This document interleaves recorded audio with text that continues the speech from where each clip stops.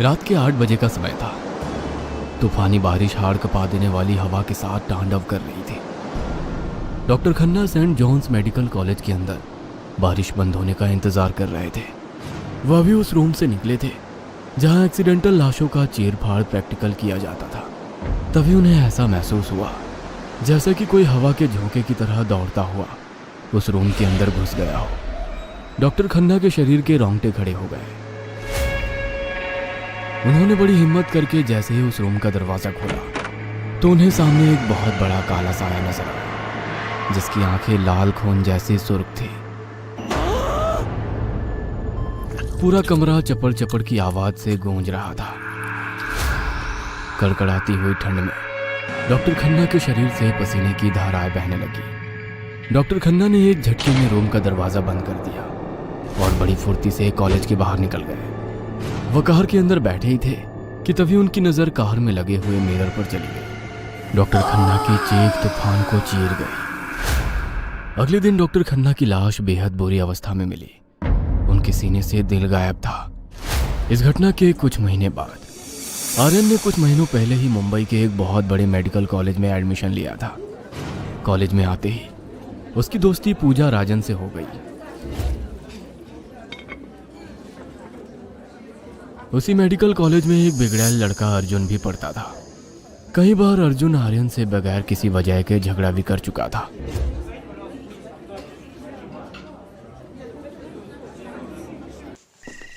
एक रात आर्यन अपने घर की ओर जा रहा था कि तभी एक सुनसान रास्ते के बीच अर्जुन ने अपने कुछ दोस्तों के साथ आर्यन को चारों तरफ से घेर लिया। अपने आप को बहुत बड़ा पढ़ाकू समझता है ना तू? आज मैं तेरी सारी पढ़ाई निकाल दूंगा।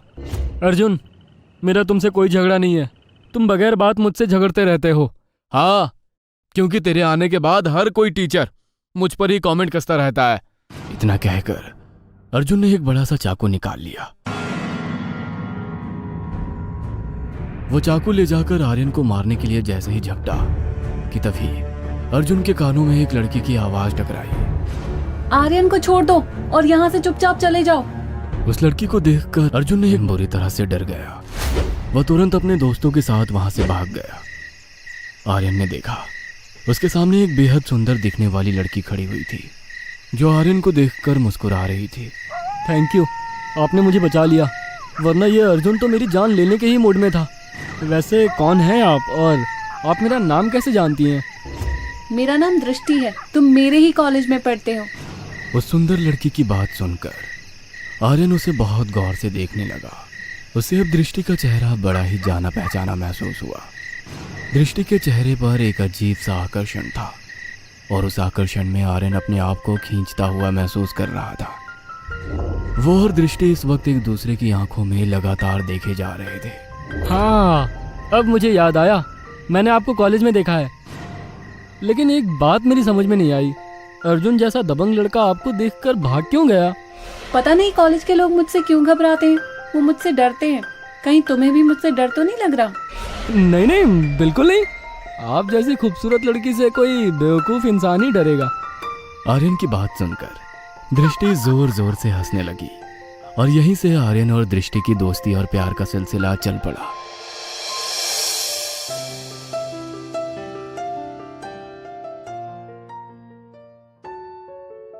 एक दिन मौका देखकर उसने दृष्टि से अपने दिल की बात बोल ही दी। दृष्टि, हमें छुप छुप कर मिलते हुए काफी वक्त हो गया है। अब मैं तुमसे शादी करना चाहता हूँ।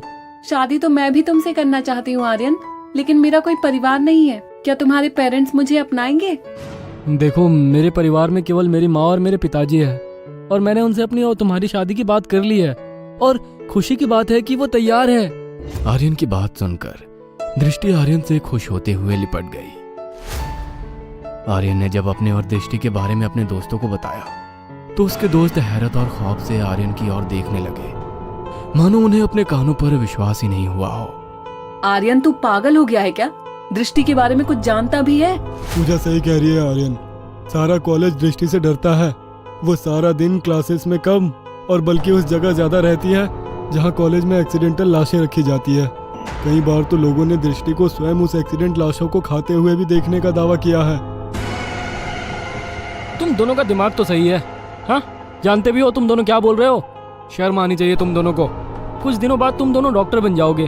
पढ़े लिखे होने के बावजूद भी इन अंधविश्वासी बातों पर यकीन करते हो। दृष्टि जैसी अच्छी लड़की को बदनाम कर रहे हो। उसके बारे में कुछ भी बोलने से पहले 100 बार सोच लेना चाहिए,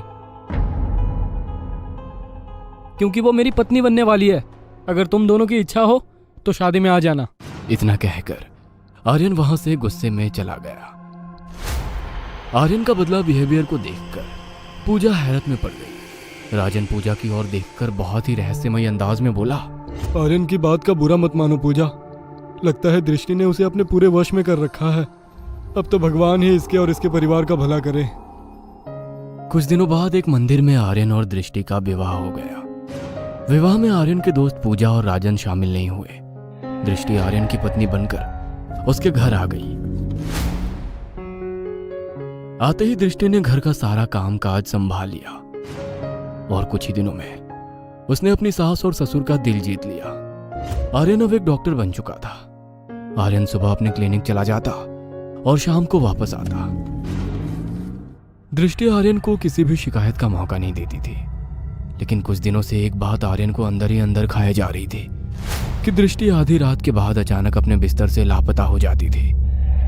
आर्यन जब भी उसे ढूंढने की कोशिश करता तो वो चाहकर भी अपने बिस्तर से नहीं उठ पाता था और बेहोशी की हालत में नींद की वादियों में खो जाता था।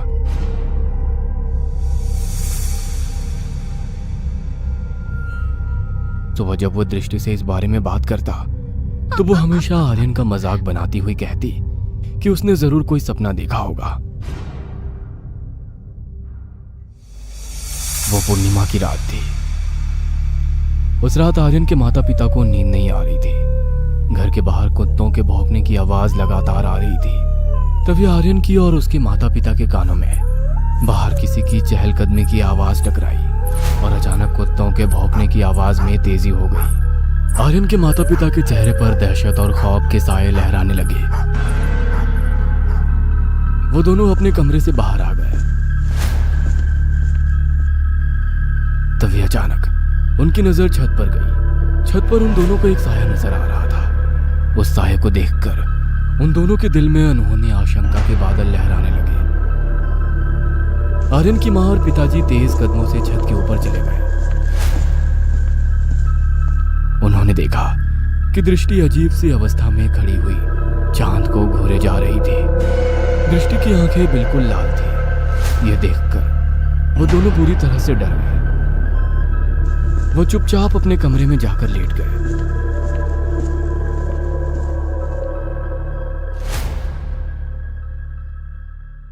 बड़ी हिम्मत जुटाकर वो दोनों शाम के वक्त आर्यन को डरते डरते रात वाली घटना बताने लगे, मगर उन दोनों को नहीं पता था कि दृष्टि कमरे के बाहर उन दोनों की बातें बड़े ही ध्यान से सुन रही थी। दृष्टि गुस्से में कमरे में आकर बोली, ये कैसी बातें कर रहे हैं आप दोनों? मैंने आप दोनों को कभी शिकायत का मौका नहीं दिया और आप मेरे ऊपर आरोप लगा रहे हैं। आपने जरूर कोई सपना देखा होगा। आर्यन के माता पिता दृष्टि को दहशत भरी निगाहों से देखने लगे। उन दोनों ने देखा दृष्टि अजीब से अंदाज में उन दोनों को घूरे चली जा रही थी। अचानक दृष्टि के होठों पर एक रहस्यमयी मुस्कुराहट आ गई और वहां से चली गई। आर्यन अपने माता और पिता से बोला, मैं आज रात अपने क्लिनिक में ही रुकूंगा। मुझे ऑर्डर मिले हैं कि आज रात मुझे क्लिनिक पर ही रुकना है, कुछ आदिवासी लोगों का इलाज करने के लिए। कल सुबह आकर मैं दृष्टि से इस बारे में जरूर पूछूंगा। इतना कहकर आर्यन कपड़े बदलकर वहां से चला गया। आर्यन को गए कुछ ही घंटे हुए थे कि तभी मौसम में अचानक परिवर्तन आ गया। तेज बारिश तूफान के साथ होने लगी। कुत्तों के भौंकने की आवाजें तेज होने लगी। आर्यन की मां और पिता की आंखों से नींद कोसों दूर थी। तभी उन दोनों को ऐसा महसूस हुआ कि कोई छत पर जा रहा हो।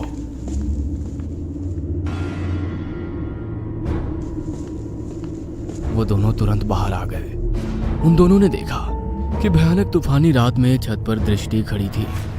वो दोनों दबे पांव छत के ऊपर चले गए, मगर सामने का मंजर देखकर उन दोनों की आंखें दहशत से फटी की फटी रह गई। उन दोनों ने देखा कि दृष्टि के कपड़े से एक बेहद भयानक डायन जैसी दिखने वाली बूढ़ी औरत, जिसके चेहरे पर बेहद खतरनाक झुर्रियां पड़ी हुई थी। उसकी आंखें खून की तरह लाल थी, आसमान को घूरे जा रही थी।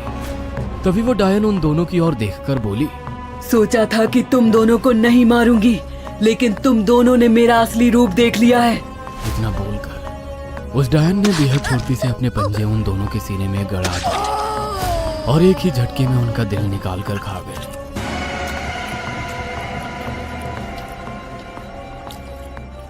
उन दोनों की दिल दहला देने वाली चीख सन्नाटे को चीर गई। इधर रात में आर्यन के क्लिनिक में एक भी आदिवासी नहीं आया था। तभी आर्यन ने देखा कि उसके दोस्त पूजा राजन, एक साधु जैसा दिखने वाला व्यक्ति, उसके क्लिनिक में आ गए। तुम दोनों यहाँ पर क्या कर रहे हो? और ये कौन है? आर्यन, हमें तेरी चिंता है। हाँ, इतनी चिंता है कि तुम दोनों तो मेरी शादी तक में नहीं आए। हाँ, क्योंकि आर्यन, तूने जिससे शादी की है वो कोई इंसान नहीं बल्कि एक डायन है। इतना कहकर राजन ने एक न्यूज़पेपर आर्यन के सामने रख दिया। उस न्यूज़पेपर में लिखा था कि अर्जुन की लाश एक सड़क पर लावारिस अवस्था में पाई गई और उसका दिल गायब था। जिस रात तुझे दृष्टि मिली थी उसी रात अर्जुन मर गया। ये दोनों बच्चे मुझसे काफी वक्त से मदद मांग रहे थे। आज मुझे इनकी मदद के लिए आना ही पड़ा। मुझे बताओ बेटा, क्या तुम्हारी पत्नी रात के वक्त अक्सर गायब हो जाती है और तुम चाहकर भी अपने बिस्तर से नहीं उठ पाते हो? आपको कैसे पता? क्योंकि वो एक डायन है। जिस रात उसने तुम्हारी जान बचाई थी उस रात वो अपने शिकार के लिए निकली थी। अक्सर डायने इंसानों का रूप लेकर इंसानों के साथ ही रहती है और मौका देखकर वो उन्हें मारकर उनका खून पी जाती है, उनका दिल निकाल कर खा जाती है और ये हजारों वर्षों तक जिंदा रहती है। मुझे बताओ, विवाह के बाद क्या तुम्हारे परिवार में कोई ऐसी घटना हुई है जिसने तुम्हें बेचैन कर दिया हो? साधु की बात सुनकर आर्यन के दिमाग में एक तेज धमाका हुआ और उसने अपने माता पिता द्वारा बताई गई घटना साधु को बता दी। जल्दी चलो बेटा, आज तूफानी रात है और तूफानी रात डायनों का मनपसंद मौसम होता है। वह आज रात अपने असली रूप में जरूर आएगी। तुम्हारे माता पिता की जान को खतरा है। साधु की बात सुनकर आर्यन बुरी तरह से घबरा गया।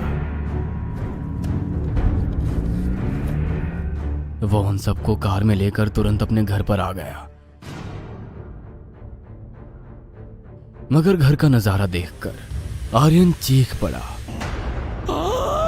उसने देखा कि उसके माता पिता की लाश फर्श पर पड़ी थी और उसके सामने एक भयानक चील जैसी दिखने वाली बूढ़ी औरत की शक्ल में एक डायन खड़ी थी जो सबको खा जाने वाली नजरों से देख रही थी। तू यहाँ क्या करने आया है साधु? इतना बोलकर डायन ने अपना सर बहुत तेजी से पीछे की तरफ घुमाया। अचानक उसकी चोटी बहुत लंबी हो गई और उस लंबी चोटी ने राजन और पूजा को दबोच लिया। वो दोनों दर्द से चीख उठे। तभी साधु ने एक सफेद चमकने वाला चांदी का चाकू निकाल लिया और आर्यन को देते हुए बोला, इस चाकू से इस चोटी को तुरंत काट दो। चोटी कटते ही ये कमजोर पड़ जाएगी। आर्यन ने बहुत फुर्ती से एक ही झटके में चांदी के चाकू से चोटी को काट दिया। चोटी के कटते ही डायन दर्द से चीख उठी। शायद उसे साधु से ऐसी बिल्कुल भी उम्मीद नहीं थी। साधु ने तुरंत अपनी झोली से एक मंत्र युक्त लाल सफेद पाउडर निकालकर उस डायन की आधी चोटी पर फेंक दिया।